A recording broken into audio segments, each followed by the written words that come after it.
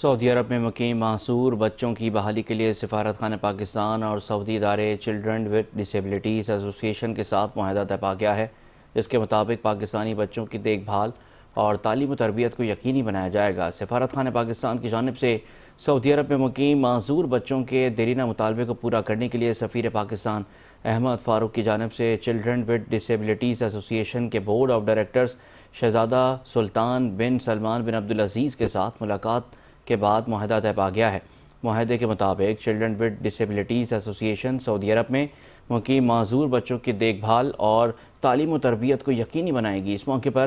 سفیر پاکستان احمد فاروق کا یہ کہنا تھا کہ وہ سعودی گورنمنٹ کے مشکور ہیں جنہوں نے ہمارے مطالبے کو پورا کیا اور عرصہ دراز سے پاکستانی معذور بچوں کے والدین کے دیرینہ مطالبے کو پورا کیا گیا ہے، جس کے ذریعے معذور پاکستانی بچے ایک بہتر ماحول میں پرورش پا سکیں گے۔